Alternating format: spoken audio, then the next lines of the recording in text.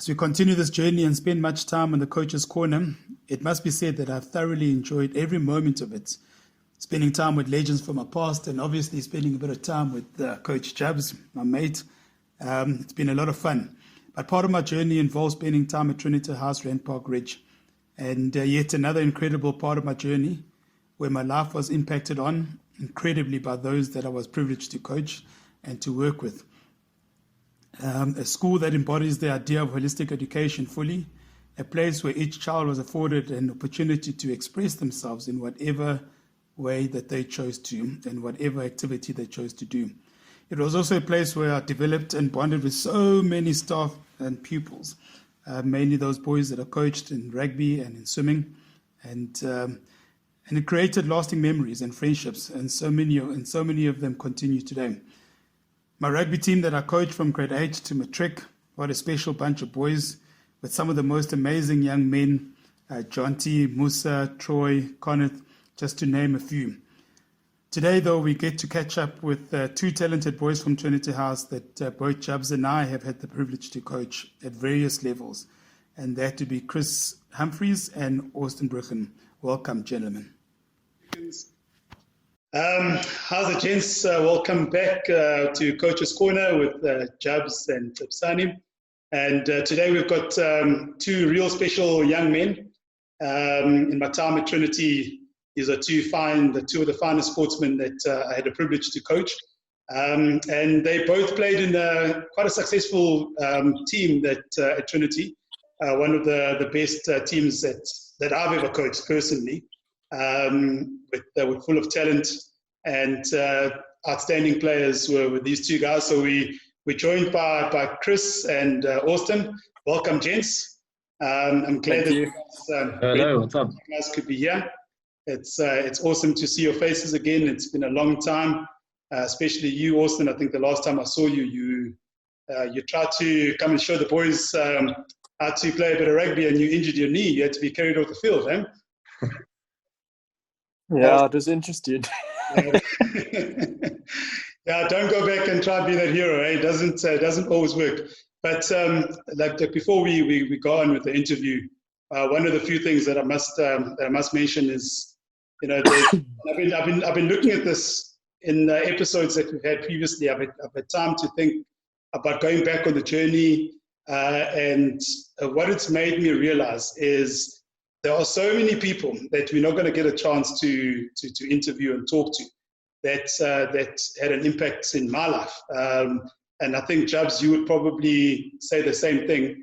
And I was just thinking, we've had quite a wonderful life in coaching and in schools, being educators and coaches at the same time. And it almost made me sad in that we can only interview like so many people and not everybody.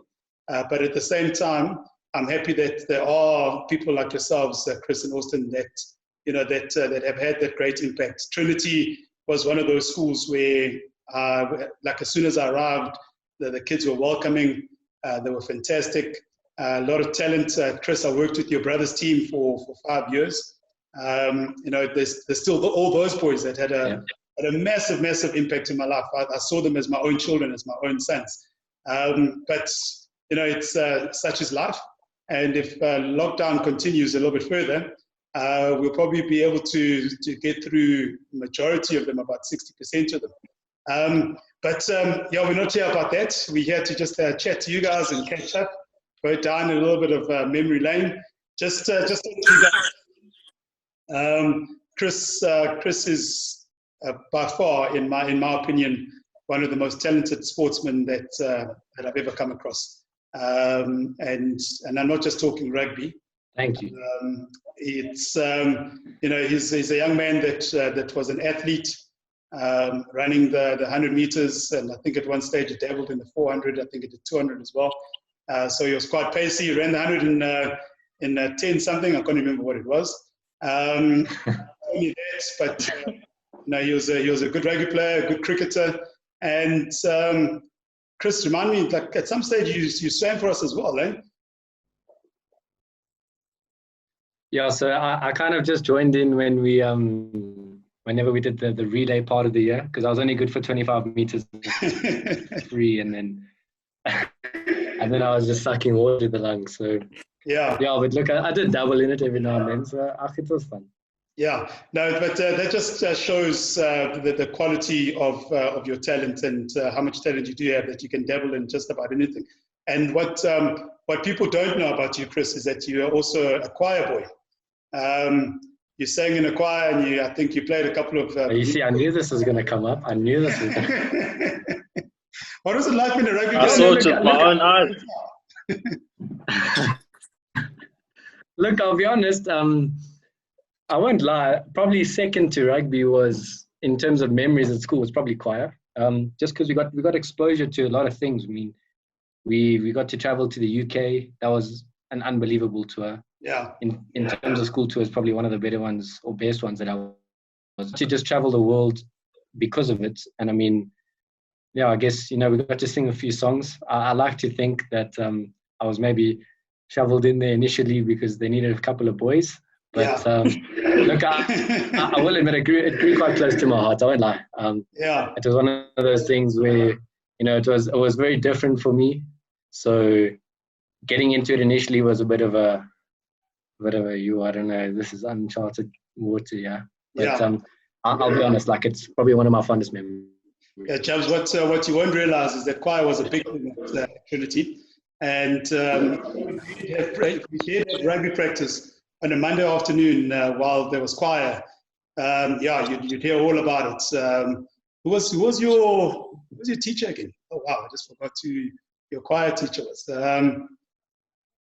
Oh, dear. Mr. Forster. Mr. Forster. Yeah, no, you'd get a mouthful from Mr. Forster the next day. Like, how is it that these boys missed choir and they went rugby practice? So it was quite a big thing.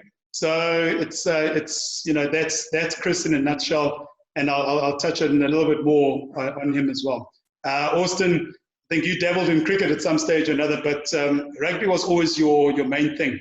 And from the first time I actually met you, you said to me that you play hooker, but you must have been the scrawniest hooker that I've ever met at that point in time. When you were still younger, you're quite skinny, and playing hooker was just not your position. But it turned out also tremendously talented, and possibly one of the best schoolboy hookers, and one of the hardest hookers that I've ever coached in terms of physicality. Never shy to carry the ball. Tell me why you never dabbled in Trinity's biggest sport, which was choir.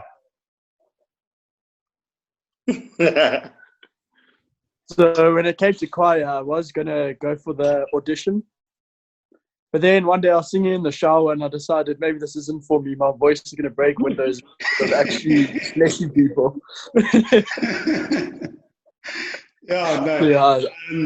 Talking of choir, Glenn, I actually came to watch the Trinity choir. It was he did I think Mr. Foster, you said was going through 25 years of choir at Trinity or something like that. But I was there and I was very impressed with the efforts. So well done, guys. I approve.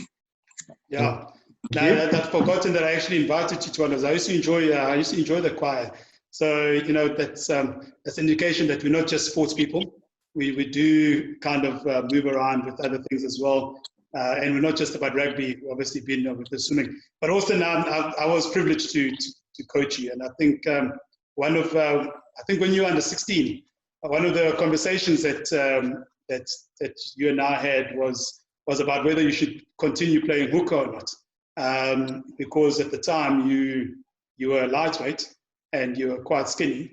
And the next year you shot up, and it actually was quite a good decision. Just talk us through that moment when you had to, go through those decisions in your head. Like, am I going to continue playing hooker? Am I big enough hooker? Do I need to put on more weight? What was it like for you when you had to go through? It was one of these things where. Sorry, can you please just repeat that?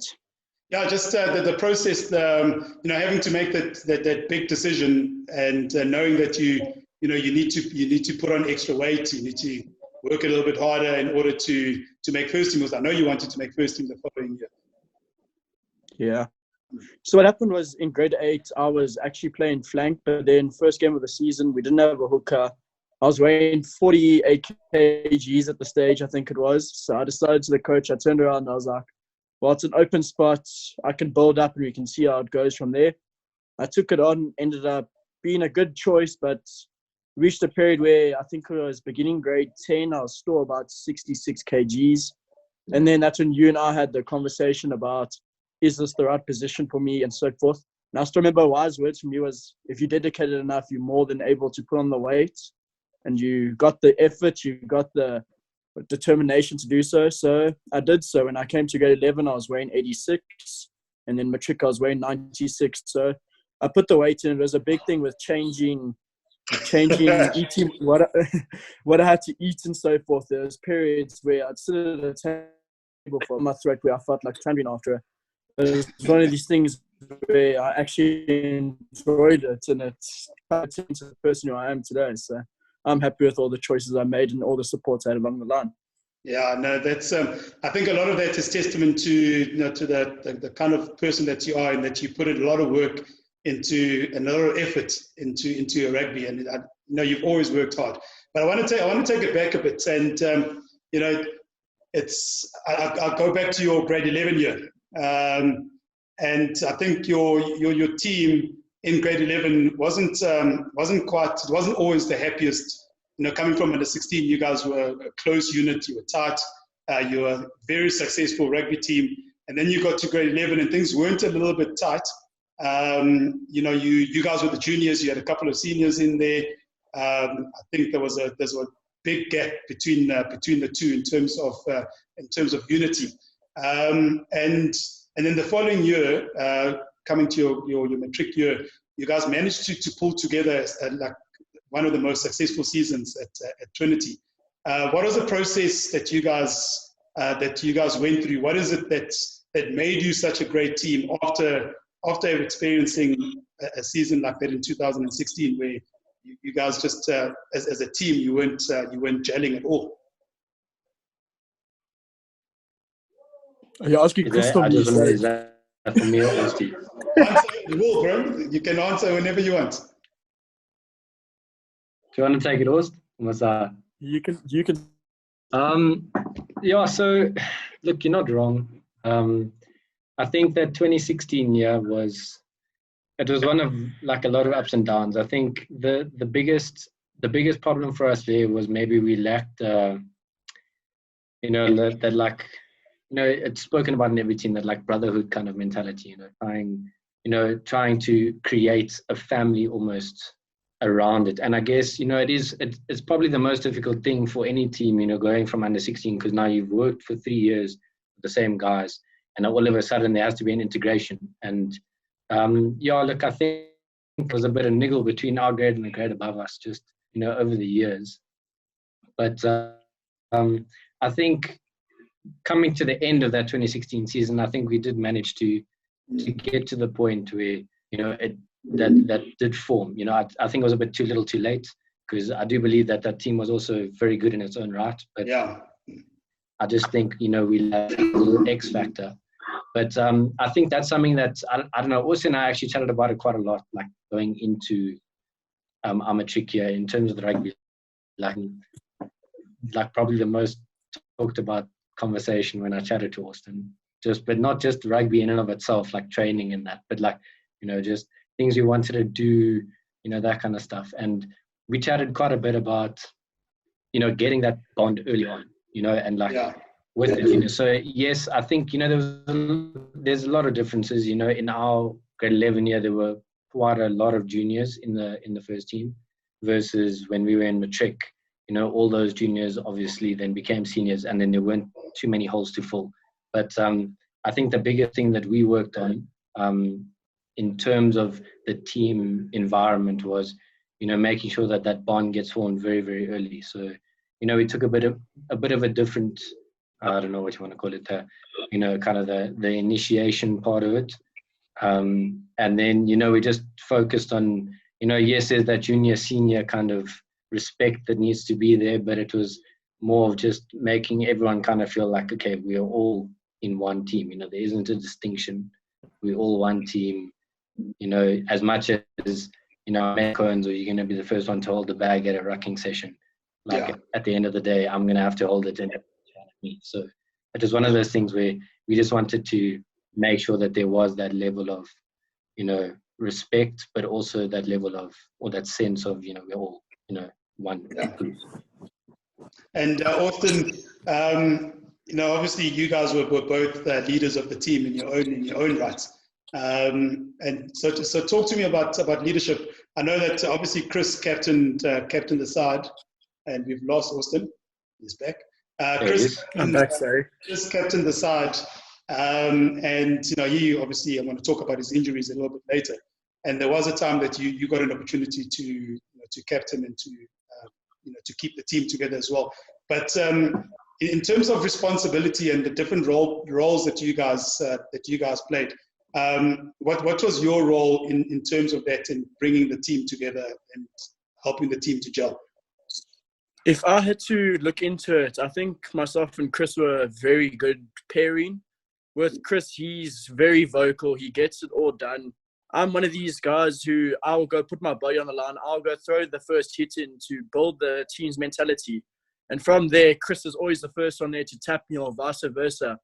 Chris makes the decision, and then I'll say my 2 cents. It either backs it up or it's a bit of a change. We quickly have a discussion. We go from there. So it's one of these things where we linked while we were confident in our decisions, which I think at the end of the day made the rest of the team believe in what our decisions were, went through with it. And that was one of the big things where we led from example. And then as we moved into it, obviously 2016 season, there was a difference between taking control and not. So it was one of these things, as me and Chris said, respect from the start, respect your juniors will respect you back. And so forth. Me and Chris showed respect on the field to the players, led by example, and just worked to our fullest. Yeah, I think you mentioned something that just reminded me of that type of player that you were. You used to take that first hit was your responsibility. Actually. I think every kickoff, the guys were stupid enough to kick to you. I don't know how, even if they didn't kick to you, you forced your way to wherever the ball was, and you would absolutely smash that just first step, take that ball, smash anybody who was coming to tackle you, anyone who wanted to tackle you, and from that the tone was pretty much set.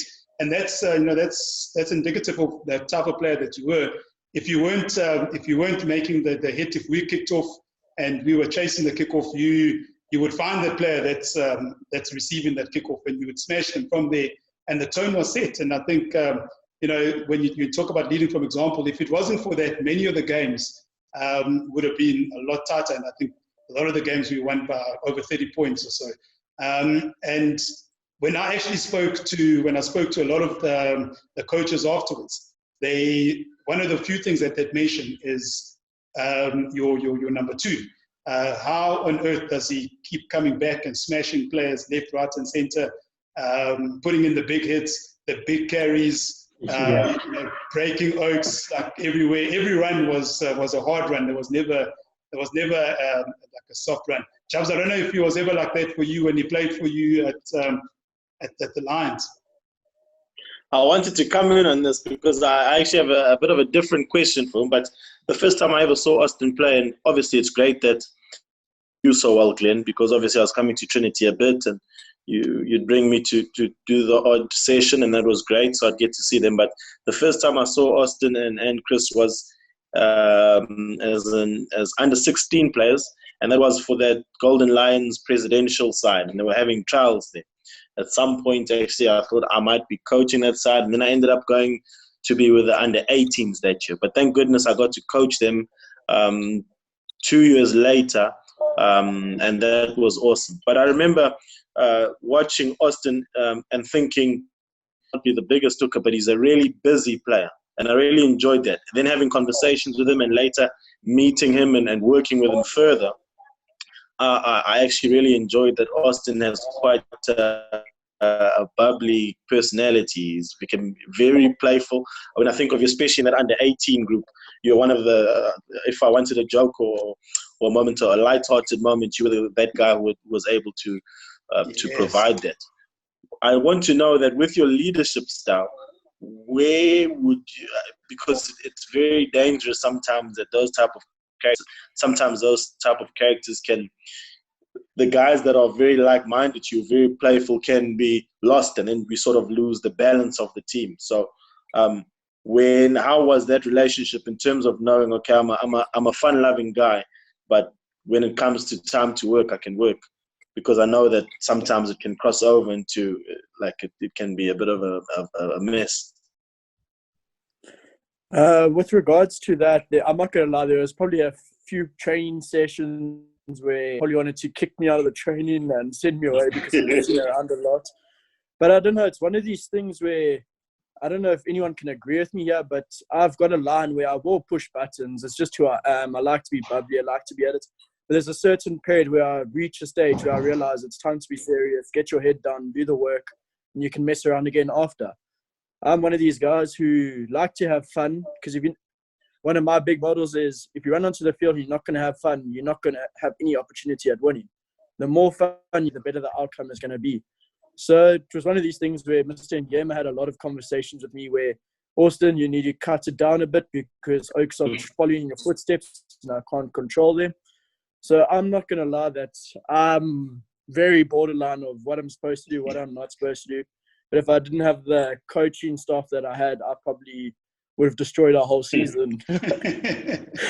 Well, I really enjoyed working with you, and that was one of the reasons, is apart from your obvious talents, is your personality, and that you were that fun-loving, bubbly guy, and I think that you should never lose that. And I love your outlook on playing. I believe if you're not having fun, there's no point to it, so never lose that in life. Yeah, and I think it's important that you get that balance, because Chris, on the other hand, was, Chris is also a hard worker, not as much of a joker as Austin. He knows when to mess around, when not to mess around, but when it's time to work, Chris was grafting. And the one thing that I enjoyed when I was coaching Chris is, if the back line needed to work, he would take control. I wouldn't have to worry about. In fact, I didn't even have to worry about that. They need to sort out some moves, etc. They had their plan, they had things going, and I just had to manage in terms of, just change that slightly or just run that angle a little bit over there. But he took control over there, and that kind of leadership is what stood out. What stood out for me, and it's not often. Often you get I coach a lot of flower halves, and you have to coach them like every single step of the way. Whereas Chris, it was more like advice here, a little, change that, rather change this angle over here. And I truly appreciated that kind of stuff. Chris, I think you made more breaks than any player that I coached that year, with a bit of speed behind him. What was that like but then you had to offload, try and find somebody to offload to? A lot of the time you went on your own. Was it, did you, as a flower half, did you enjoy taking the ball up quite a bit? Yeah. Look, I think your question, definitely. Like, I love ball in hand. I like just like the feeling of a line break.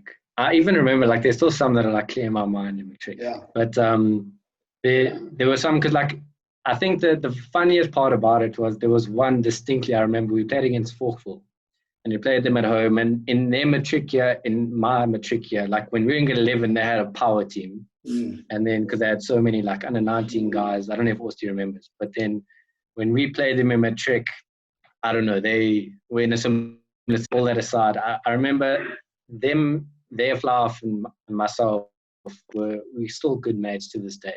But I remember the one, I got the ball and I caught it on the run. So I caught it on kind of like a drift run. And I just remember I kind of goosed him and then got around him and he slipped. So it wasn't just that I waxed him completely, but he did slip on like the catch-up kind of thing. And I just remember hearing him look in the background and that kind of stuff, because now obviously like he knows me, so he knew that he could have, like, he had a bit of a better kicking game in terms of tactically. So like, you get to know the people you play against. So in terms of making line breaks, yeah, it was quite fun. Like I said, I enjoy ball in hand. I enjoy taking it to the line. And if I'm dead honestly, I'm not going to lie, I think the person I offloaded to the most was the guy right underneath me, Austin. He was either the guy that gave me offload through a half break, Yeah. or he was the guy Unbelievable how that, Austin that was I ended up. He's like Yeah, incredibly that I ended up offloading to. hardworking hooker. That's it. But yeah, look, it was. No, definitely. I remember the one game we played Benoni, and I remember Osti got an intercept try. I'll never forget this. Osti got an intercept try at around 20 meters out from the line, gets an intercept try, goes and scores. And I remember I was taking the kick, and the ref says to me, "I've never seen a hooker get an intercept try." So I was like, "Oh, yeah, there you go." That was against Benoni. Then late in the yes, and then late in the second half, I'll never forget it. Late in the second half, they have a huge overlap. I don't know what the hell we're doing on defense. They have a huge overlap, and Austin just shoots out of line on our 22, intercepts the ball, and runs 80 meters to go and score. And I just remember, I'll never forget the conversation I had with the ref afterwards, because then he couldn't stop talking about Austin either. But yeah, I think it was definitely. Look, I think it was a strength of our team. You know, like I can't take all the claim for the line breaks I did make. Like I said, I mentioned Austin already, like getting through a half break on a pot of 9 and then meters running off his shoulder, and like our two centers, Killian and Connor. I mean, I'm pretty sure like.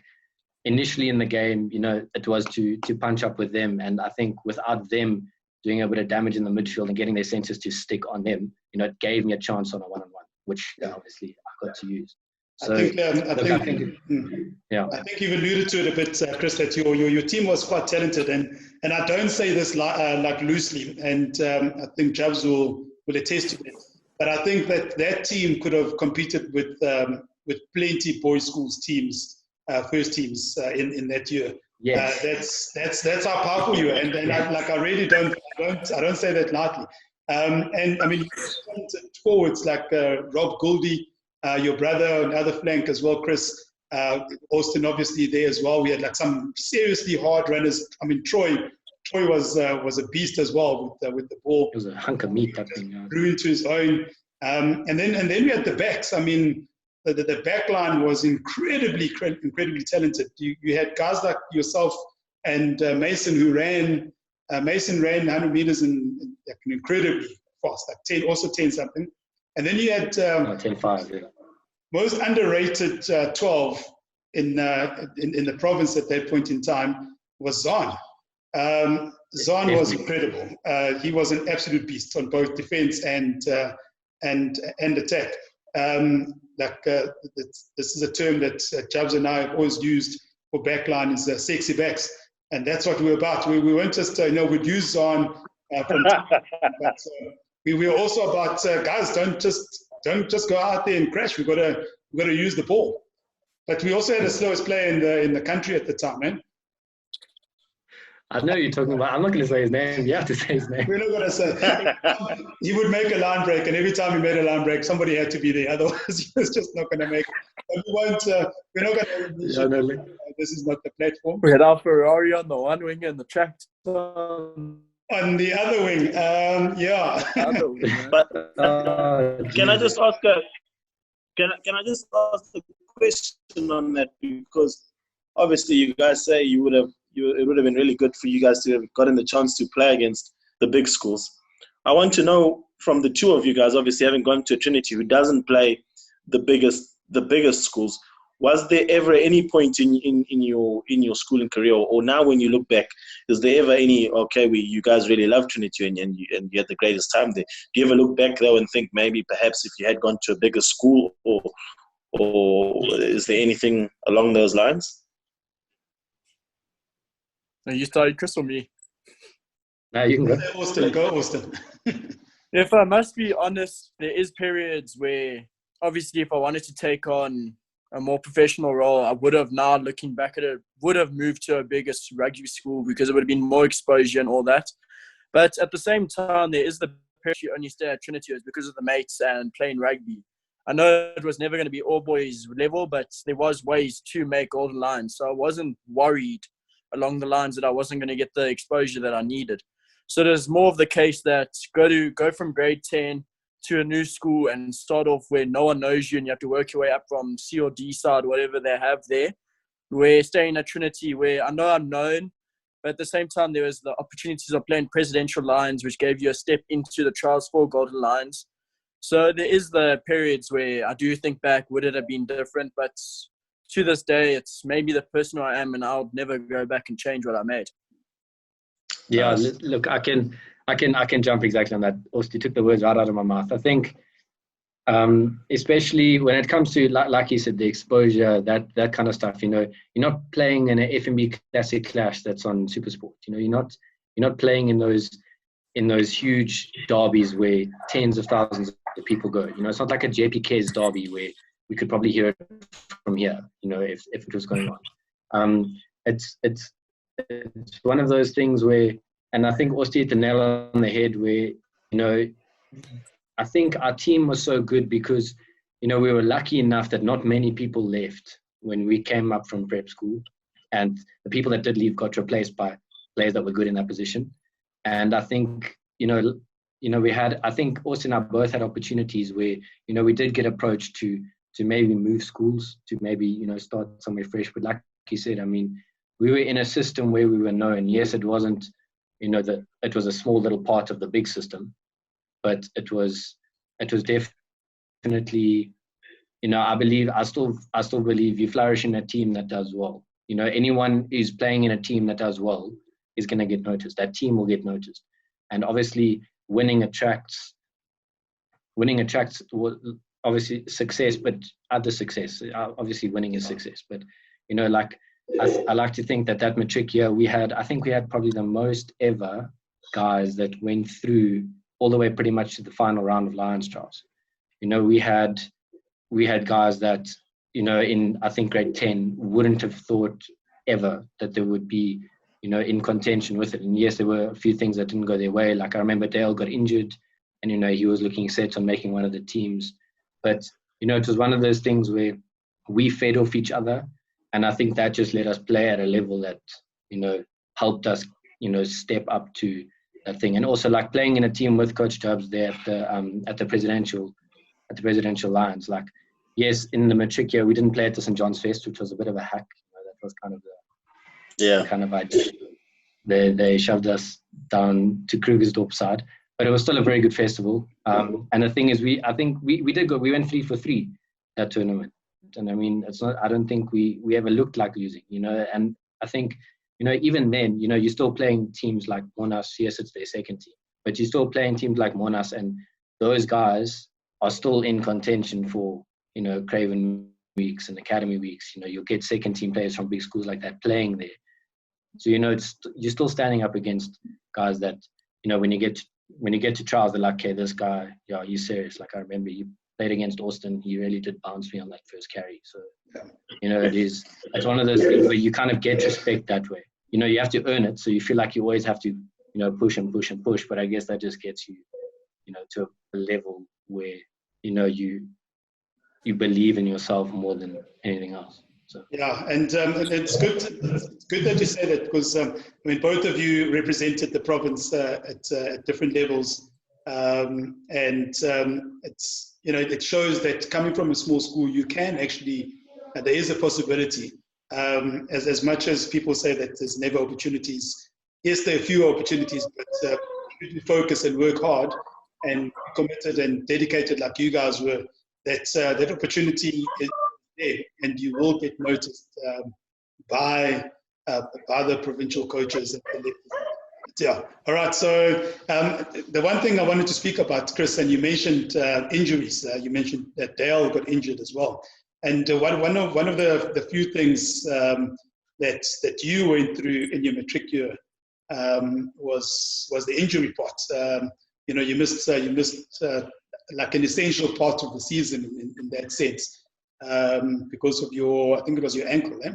And yeah, talk to me about the frustration in that time, and what you went through. And at provincial level, you got injured there as well, and like in your first game, and I'm sure that was quite frustrating for you. How did you deal with that, and how did you get over that kind of stuff? Okay, Glenn, you actually took the question out of my mouth, because I actually did want to ask Chris about that injury, because that was in one of my teams. I was coaching him in the academy side, and Chris, you're a very important player for us.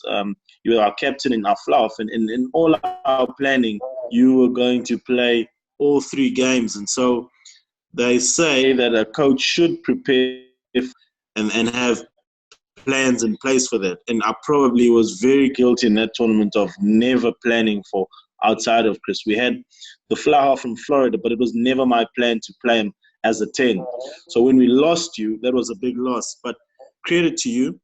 I must say one thing I really loved about that week is, even though you were really disappointed, the role you took on as my assistant in coaching the backs, that was really cool. And I think you became the T guy, and I think that speaks volumes of the character that you are. And I told Glenn, I said, yo, you've got a great kid here. So kudos to you. Thank you. But yeah, just how it felt to be injured on that first day, and obviously then not being able to play for Trinity. Yeah, if in the grander scheme of my career at this point in time, that was probably the worst injury.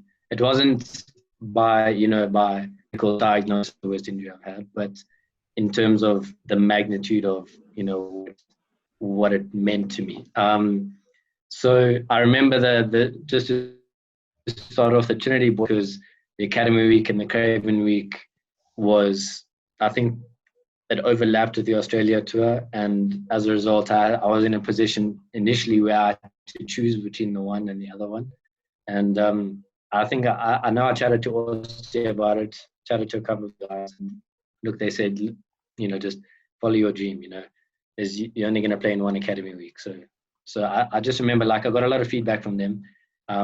Anyway, but yeah, so like you said, Coach, it was so the tournament as well. Obviously, we've spoken about it previously about, working hard to get that respect amongst, the guys that are at the big boys schools and that kind of stuff. And, ahead of, guys that were at big schools, I was thrown into that position, and ultimately, I felt like I was in a very good place. I felt that I had at that point in time. And then, going out against the Pumas, I still remember that we had that crazy move. And I even remember the training session where we made it. But Paul wanted to do something with the backs. And I remember you said, fine. And he came and he did that move where the centers almost ran like an unders-overs line, and he just shot straight through the middle of a line-out launch. And I remember, we played first 5 minutes, we kicked the ball into the corner, get the line out, call that move, boom, pause under the poles. And I think, we knocked the conversion over, and we 7-0 up, I think, 9 minutes in. And, I was just thinking, I was like, no, this is going to be a good week, at that point. And then I just remember they had a middle scrum, and then their flower looped around. So I started behind the scrum, their flower flipped around, and I just remember he threw a good goose in, and then changed direction, I won't lie. And then, literally I just went over my ankle. And I remember I went over it, and I said to myself, I was like, because it's obviously happened to me before, but on the other ankle. And I said to myself, I was like, no, this is not happening, and whatever. So I kind of just went down. I remember I got it strapped up in my boot. And then they put a kick through later, about 2 minutes later, they put a kick through down the touchline. I remember I ran, and both of us dove for the ball. And I just remember he landed on my leg, and I went, choop, again. And then I felt it go. And I just remember I said, like my heart broke. I just remember looking at, I can't remember who it was. I think it was Regan, actually. And I said, it's gone. I can't play. I can't remember our physio at the time, but I remember they were like, no, Chris, come, you got to get up, you got to play. And I just said, I can't stand, I can't walk. And I remember we were still, I think we were 2 tries up when I was in the medical tent. And I was like, okay, maybe it's just like a bad roll, I can strap it. But I was off to hospital anyway to go get it checked. And then I'm at the hospital, and I get a phone call. I don't know who it was from, can't remember, but I get a phone call saying, we lost 2 Pumas. And it just went from bad to worse for me at that point, because I was like, no way. How did we lose 2 Pumas? Because that didn't mean, and, going in, I remember our team, we chatted a lot about, not caring about like anyone else except us, and we have a goal, and we were going there for one job and one job only. And I just remember like coming back to the dorm that night, a lot of the guys like coming to check how I was, giving me a hug, that kind of thing. It almost felt like everything was in slow motion. Like I couldn't fathom that, I'd worked so hard to get to that point, and then it just kind of crumbled around me. And then, my mind goes crazy. I'm like, well, and like that kind of thing happens.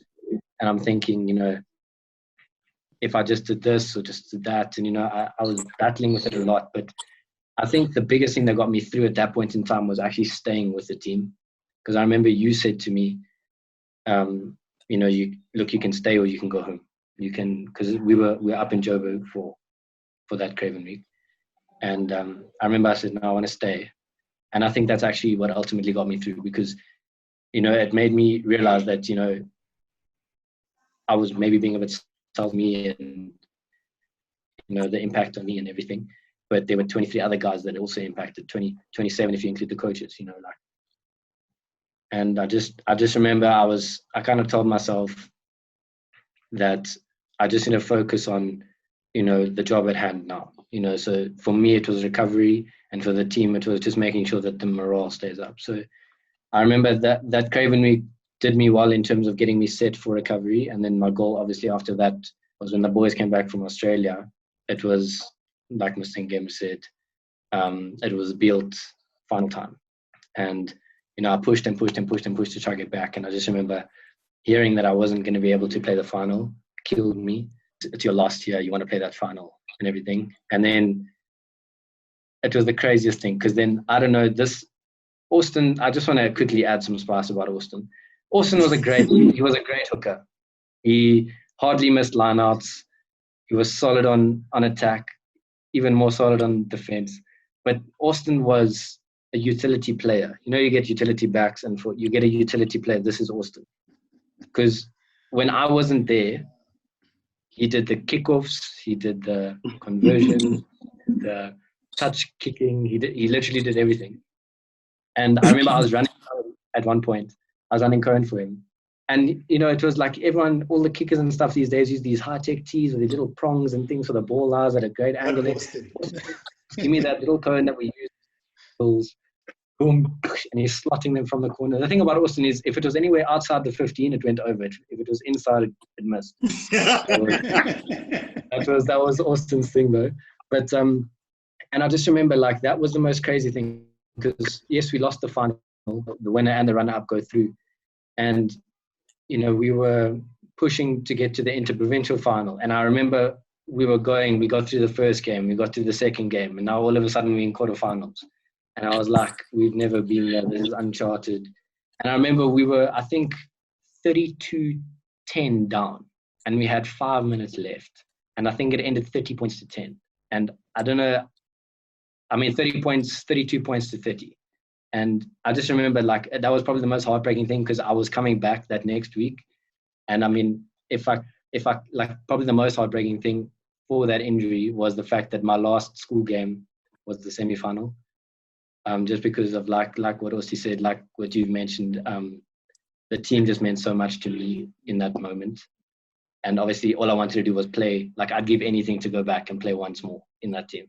So yeah, look, it showed me that, things don't go, like, what I learned from it is things don't go according to plan. Sometimes you're going to ask yourself why. But I think in hindsight, it made me appreciate playing the game a lot more. And obviously that now reflects in how I do play the game, because every session you have is it's better than nothing, so you got to treasure every minute. Yeah. So that was very long, but it was quite a journey. No, it's long but good. It's a good answer, and I think you underplayed the role that Austin had once you got injured, and Austin always wanted to kick. We all know that. Every front row, they all think they're flower house. But anyway, so when you got injured, it was the first thing he was like, Mr. Ngem, I'm going to kick Coachy. He didn't call me Mr. Ngem, he called me Coachy. So Coachy, this is my thing. You've seen me kick before, and I was reluctant. But the one thing that Javs mentioned was that he felt to plan your absence. And I think we pretty much did the same thing at school as well, because there wasn't another flower half. I know Zahn played there, but it wasn't his natural position. We tried other people there, but it didn't gel. So we hadn't groomed another flower half, and we hadn't groomed anyone else to kick for poles at that point in time. I mean, Austin used to do it just for fun. But he used to kick with me after training just because he wanted to. So when I talk about that, you underplayed the importance of Austin stepping up. It's somebody needed to step up, and he stepped up. And the game that you're talking about, and the game before that, in fact, where Austin, I think, scored like 3 tries in the second half. He just became a man possessed. It was another team where high scoring game. Another team that was a tough team. I think it was Freiburg. They travelled all the way from Freiburg, wherever that is. Who knows where Freiburg is? But I know that it took them like 4 hours. I think it's the northwest. Yeah, it's out there in the northwest. Is this the game we lost? I'm just curious. This is the one that we won. This is the one that was the first. Oh, the one you won. Yeah, okay, it was Freiburg. Yeah. And they were the current champions. So they came there with the mentality that we current champions. We've got a good side, and everybody was raving about them. And Austin once again puts in an absolutely blinder of a performance. And that's what I mean by stepping up and playing playing and leading by example.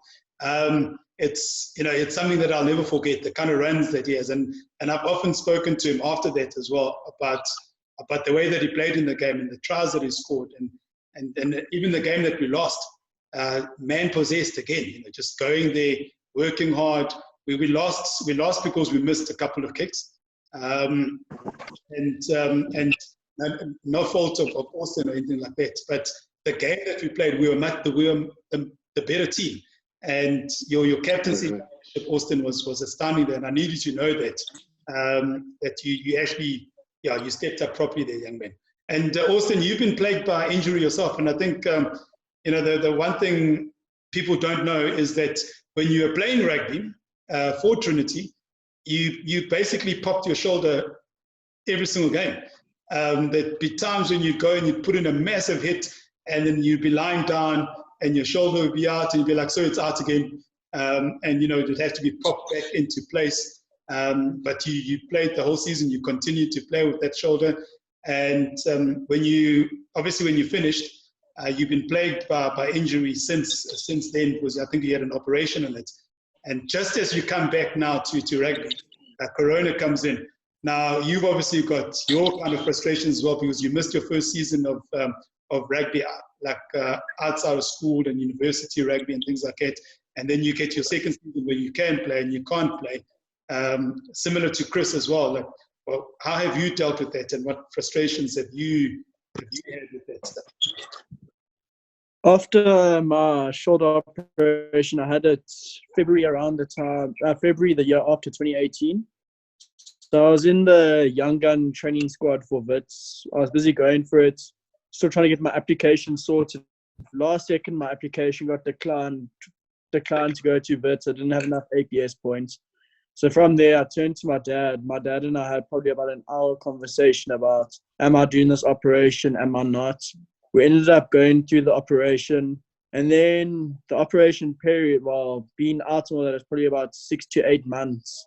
And then during those 6 to 8 months, I'm not going to lie, I can't kid anyone, I was really depressed about what happened. I thought my whole career was done. I sat at home for probably about 4 months where I should have actually been doing work, where I did not, and ended up, and that's probably the outcome of why I tore my ACL as well as I came to train for you guys. I wasn't in proper shape. So then after I did my ACL, I turned around, me and my dad had a massive conversation again. And he's working this time, it's time for you to go get a job or something. So I turned around to him and I was like, honestly, to restore my dream, I believe I can do something with it. So this time around, I actually put in a much bigger impact. I was actually weighing before Corona started, 105 kgs, and I was probably about double the pace that I was in matric. So I picked up a lot of speed, and I was actually working really hard this year. I was hoping to start off in second team and push my way to start for first team this year for club season. So this year was obviously had a massive turnout because of COVID-19. I've been doing a bit of homework and all that, but it's not as much gym as I should be doing at home. But it's reached that point now where there's only certain amount of things that I can do at home. And I'm one of these people that get bored and continuously doing the same thing, running in my garden for 2 kilometers. I can't do that every day. So I have slacked down a bit on the fitness. Yeah, I've slacked down a bit on the fitness and all that, but still try to eat well, keep my weights up, but at the same time, not eat. So when I do go back into season, I know it's one of these things of 2 weeks of pushing heavy weights that I can at a gym, get into shape properly, just to do those extra trimmings. So that's not a whole process. We have to do another 3 months of work, rather 2 weeks, because obviously if you want to be a professional rugby player, it's a job. So you have to do the work for your job. If you're going to be lazy, you're going to get fired. Yeah. So I've changed my mentality around. I was in a dead place. I'm not going to lie. There's many games where I came to watch Chris when I had my shoulder operation. And he's one of the biggest inspirations to me as a schoolboy. If you say not an older person, but somebody who's my age, he's inspired me so much. He's one of those oaks from when we used to add things. She used to click. But even with this, it's one of these things where he'll turn around to me with my shoulder operation, he'll be like, Austin, just keep pushing. Just keep pushing. And those words actually have pushed me now to get somewhere extra. And it really does mean a lot. So I'm kind of getting emotional. Sorry. Nothing wrong. Don't be sorry. Yeah. No, look, I think just to touch on what Osti said, and just in terms of like his influence in my life as well, like he said, we clashed heads a lot. Like I remember prep school, I think we were mortal enemies in prep school.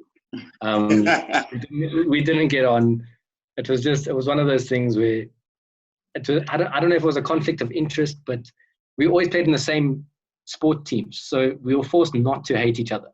Because I mean, it's not like, I remember there was a game even. There was actually a game where I think they scored a try and Austin loses his mind. Like he starts losing his mind at everyone. And I tell Austin just to shut up because his negativity isn't helping.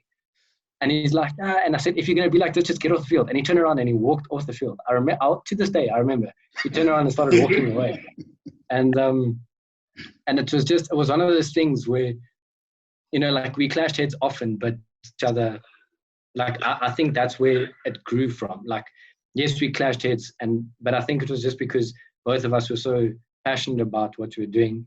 And, you know, like we touched on earlier, we had different, I want to say, techniques of leadership, you know, so, and yeah, you know, you can lose your head in a moment in a game very, very easy. I mean, I can't say I've kept my head all the time. I don't think anyone has, but I think, you know, from that, like a really, really strong friendship grew. And I think the biggest thing, I remember Osti, when he did his knee, I remember him and I had a long, long chat.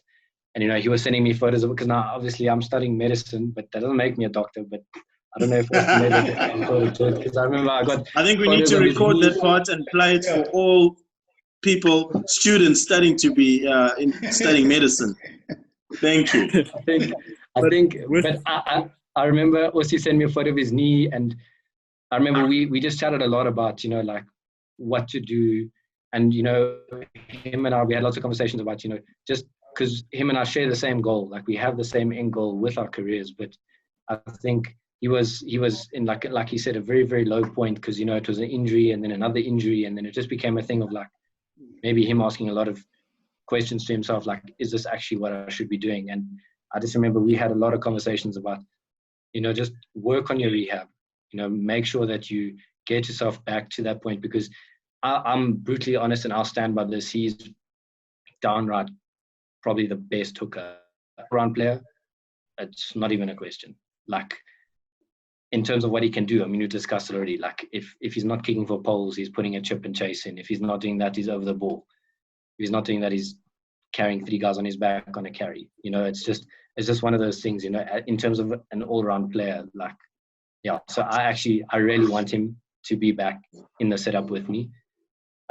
Maybe it is for those sneaky offloads that we had. Maybe that'll come back next year. Yeah, that was great. It was always great to watch. I loved that. Chris, you've touched on varsity rugby, and your first season of Varsity Cup, you were the glory boy. You just come into the team, and suddenly everyone's talking about this flower from Trinity. Absolutely amazing, and it's obviously different because now it's not just the people at Trinity that are looking at you. You've got thousands of people at varsity, and it's going live on TV as well, and people are watching that. What's that life like for you? Like, you became famous in overnight, instantly. Yeah, it was one good game against the Afrikaans guys over at Tuks, and then Yeah. But look, I won't lie, it was a huge adjustment, and I think that kind of that stems from the fact of, like at Trinity, you were known in the school, and you got known, like, the rivalries we had with Northcliffe, like you knew the guys there, they knew you, kind of thing. But it was a huge stepping stone. I mean, I don't know if I'm actually allowed to say this, but in that first year, I was actually never meant to start. I was actually meant to be the guy that was, on the bench every now and then, to kind of blood myself into that level of rugby. And yeah, some things fell through, some things didn't go. Pretty much one of the only flowers they had. And look, I'm very blessed when I think back to that season of how well it went. But yeah, I want to say, look, Wits isn't in terms of the rest of the varsity, like, it's not like, I feel like look, I might be very wrong. I don't feel like it's a Marty's or something where, if one of the, like, really well-known rugby guys walks past, everyone's like, "Oh, that's thingy," and then it goes crazy. Like at Wits, everyone's like, it's an academic university, very much so. Like everyone's head is down in the book, like, So in terms of that word fame that you used, it came more from, I think, like you say, like people coming from smaller schools, looking up at me, and I think that was a huge thing for me initially. Like mentally, it was a huge challenge for me because I almost took it on my shoulders that I was now responsible for, like, showing people that you can make it no matter where you start. And, and like, it was something that was getting told to me, I was getting that from external, sources. I was getting it from coaches. I was getting it from, guys that, I saw at school. Like when I came back to Trinity, I had lots of the guys that were now playing in the first team saying, "Yo, Chris, like, you've made me believe that, I can do it. Like, I don't need to be at a big school," that kind of stuff. And initially it was a bit of a shock. And I think at a point I didn't actually want it because, I didn't want that sense of responsibility on me. But, it's become something that drives me now. And I think that's probably the best thing that has happened to me recently in terms of my rugby. I think, I use it as something like just play. So I haven't really found the word yet, but it's kind of just, play like someone's watching, or play like the person you looked up to one day almost. So like my dream is like, when I look down, when I was a latte at Ellis Park or Emirates Park now, looking down at the field, watching like Mornay Steyn, Andre Pollard, that, those guys, I always said like I wanted to be that guy. And now, you very quickly progress to a point where, even though like I'm not playing, Springbok rugby, I'm not playing, I'm not there yet, not even close yet. But, there's always someone that is going to idolize you, and you almost have to play like that's happening, because you need to. I don't know. I don't know if I'm explaining it that well, but you want to inspire now. Yeah. So, in short and the long of it, yeah. I mean, I want to show people that no matter who you are, where you start, like no matter what hand you dealt, you can. Like Osti said earlier, like if you want it bad enough, you can get there. It might be your path might not be the same. I mean, I remember I chatted at the Trinity House rugby evening, and I said something there that stuck with me. And I don't know if you meant to say something and it sticks with you that you say. I'm sure meant to be the other way around. But I remember I spoke about Damien Willemse being a 20-year-old that played at the Junior World Cup, but then that same year got his senior Springbok cap. And then I spoke about and then I think I drew it back to Carl Steyn, starting in our system at Trinity and working his way through and being at the, I think he's 28, and getting his cap for Scotland. You know, and many people would think like 28 is a very like late stage to get your first cap. But I remember I spoke about timing with their opportunity. So both of them took the opportunity when it came, but timing is the biggest thing, and you can't control that. And that was the biggest thing that kind of stuck with me is, you know, your time will come. You just need to be prepared for it. There was a guy when I played, his name's Opa. We played in the under-19s together, and he had this video that he always used to watch before a game, and it always, I can't remember who said it, but they say it's better to be prepared for an opportunity and not have one than to get an opportunity and not be prepared. So, and it was just like motivational stuff like that he always listened to, and you know, it kind of resonated with me too. So, yeah. Awesome. That's flipping fantastic. Well, can I just say, Chris, you have inspired, and having watched you, I was very proud, especially to have made it as a flower half in your first year. That's incredible at Varsity Cup. And this year I was very upset when you came on against UJ, which is my alma mater, and you guys, the way you came back there was really good, but it really annoyed me. So, well done. Thank you. I'll take that for the Vitsies. That's great. Joburg is blue, don't forget it, eh? Joburg is blue. I think as sports people, we thrive to inspire all the time, and there's no doubt in my mind that you did that while you were at school, and obviously you did that outside of school, and you continue to do that as well. Just talk me through, taking us back a little bit to your tour down in Durban at Glenwood. At Glenwood, if I remember correctly, we won 2 and lost 1. Mm-hmm. Shouldn't have lost. Just saying. We definitely should not have lost that game. You weren't playing, eh, Chris? Anyway, go on, Ross. You benched me first half, coach. That's why we lost. I did. Guys, I think we probably should wrap it up. This thing is telling me that we've got 10 minutes left. Otherwise, it's going to cut us out again. Okay. We've been talking for the longest time. You know, gentlemen, it's, you know, Chris, you obviously, not only are you doing medicine at the moment, and during this lockdown, you've started your own little venture as well, and an online thing. Do you want to just tell us all about that and what inspired it? How did you get to that kind of stuff? Well, I don't want to take credit for it. I was approached to join it. So there's a guy in my class named Emmanuel Bope. And then he got his way into medicine through the WAPT, and he came in through camp. But yeah, so he kind of approached me about the idea, and he said to me, "Is like, I have an idea for lockdown. Let me know when I can phone you."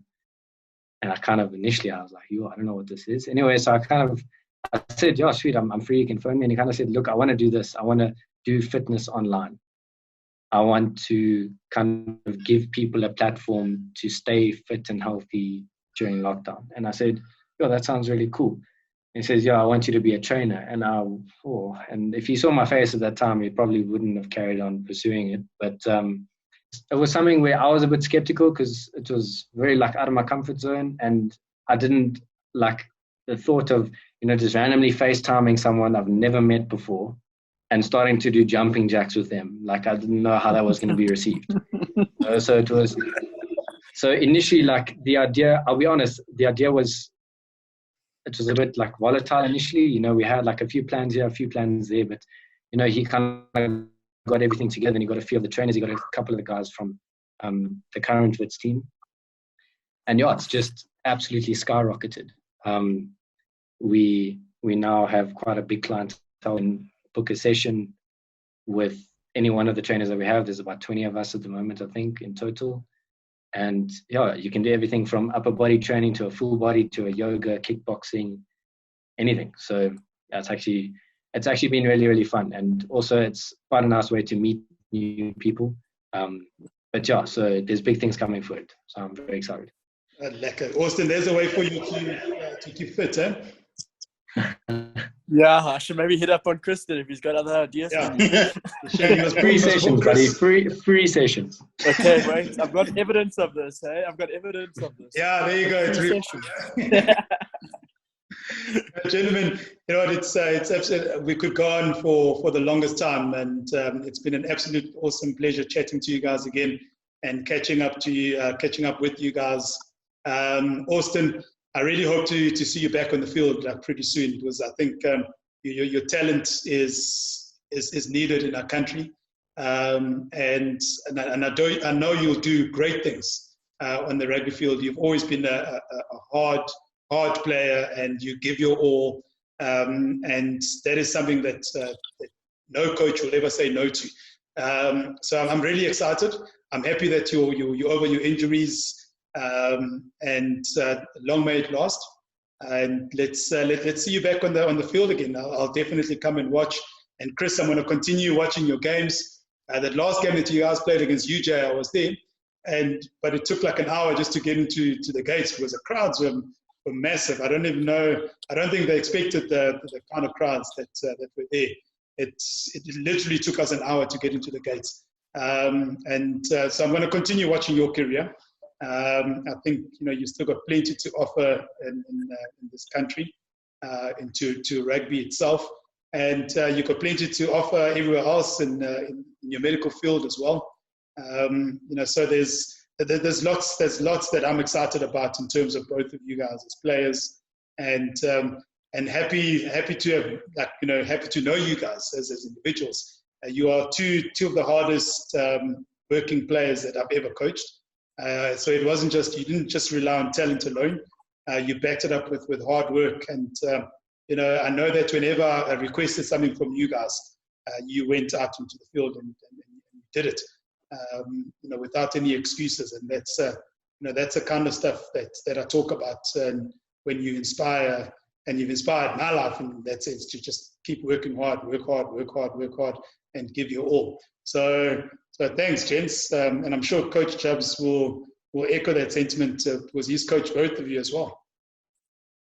Yeah, I do massively, and for me, and the whole reason behind starting this memory lane journey was not so much about, obviously you guys have a dream to play the game, and you really good play. We're speaking to other people that really had an impact on us, the people that were really like holistic, people that really pulled at our heartstrings, and the two of you, Austin, your personality is right down my alley. Like, I was once in trouble because parents came in when I was still at King David, and the parents accused me of having favoritism. They said there's certain players that I treat differently.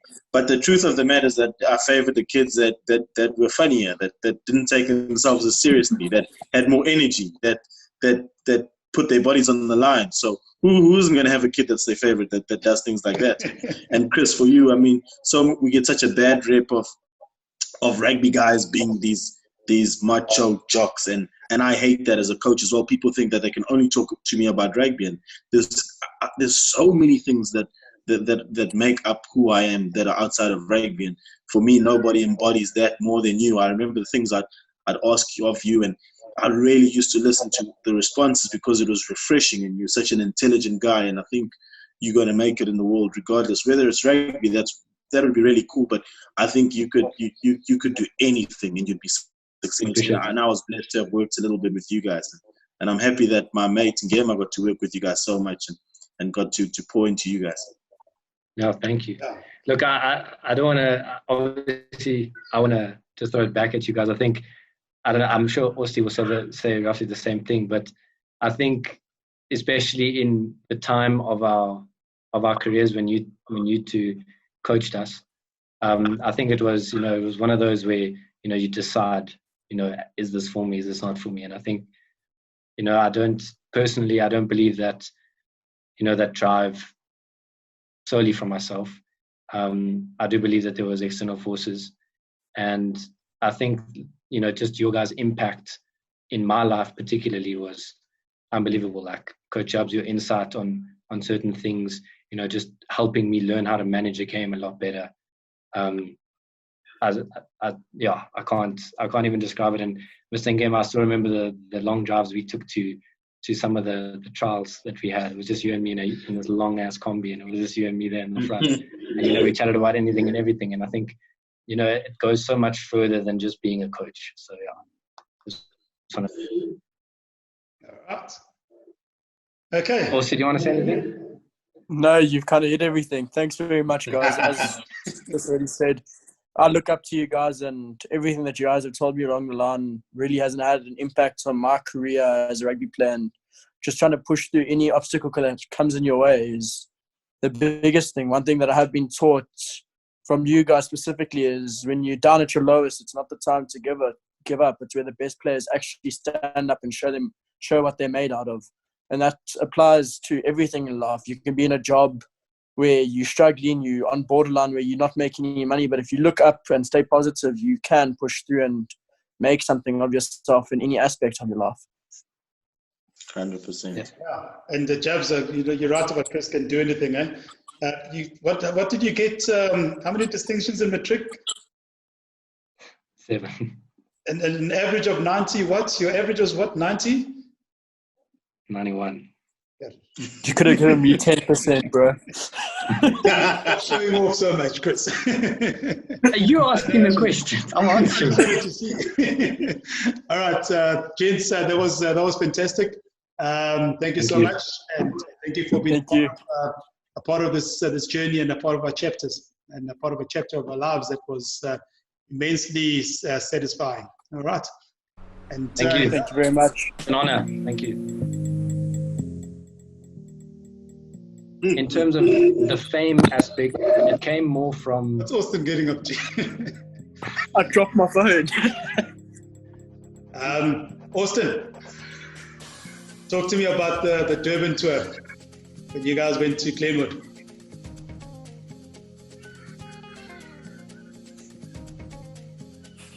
Look at him. Who are you asking? Me? You said Austin. Can you please repeat the full question? I thought you were still talking to Chris.